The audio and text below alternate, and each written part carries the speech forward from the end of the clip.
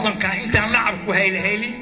oo hayr noo yimid arrada naga hadhiinaysan hubka dhiga dagaalkana hoja iyo hay'adda colaadda haaraanku gacal wawxuye ciilqabka halmaama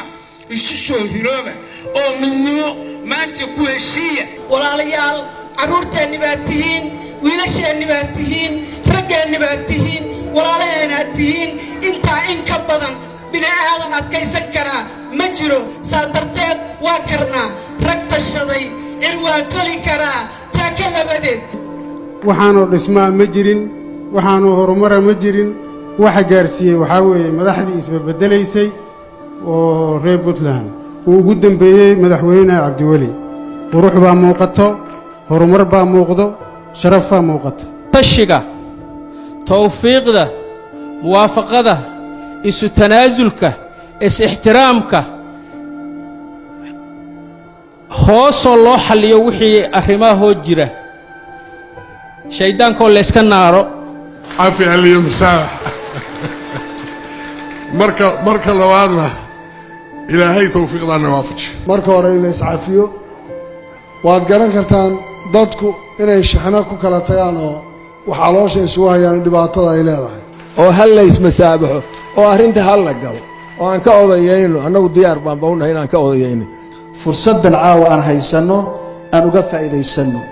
wada hadal iyo heshiis dhab ah oo ku salaysan iscafis iyo wada shaqayn Soomaaliyeed ee dhinac walba ah maalinba meel bay soo harsanaysay ku soo hoyanaysay maanta meeshay marayso waa meel loo naaloon karo waxa la doonayaa in lala shaqeeye la taakuleeye la gaarsiiyo inay muddadooda dhammaystaan damac baa nagu wada jira kadibna aan la tartan dadku siday noo soo ajiibeen iyo sida sharafta iyo karaamada ku jirto ee halka maanta loo yimid waxaan biirinayaa dhammaan baaqyadii ku saabsanaa in la iscafiyo in dadka loo turo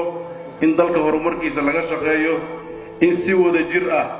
gacmaha la isku qabsado waxaan runtii maanta halka ka dhacay waa taariikhi qof ka maqan oo Soomaaliya ama Soomaali ah oo xilkas ah oo xil haya ama xil soo qabtay maanta uu yar yahay waxaan rajaynayaa insha Allah inay noqoto bidaaya tayyib ah oo Soomaalidu horseedo horumar wada jir iyo isku tashi fiican haddaynan annagu isku tashan way adag tahay dad shisheeye inay danaheena ka shaqeeyaan waxaan ugu dambayn u mahadcelinayaa dhammaan ka soo qaybgalka dabaaldegga iyo bulshooyinka Soomaaliyeed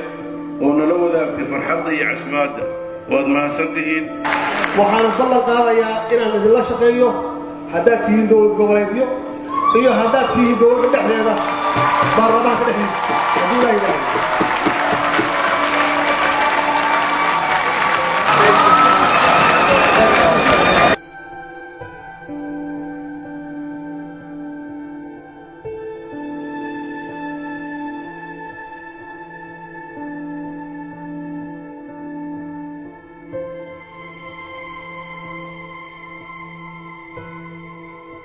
anoo ku hadlaya magaca dawladda iyo shacabka Puntland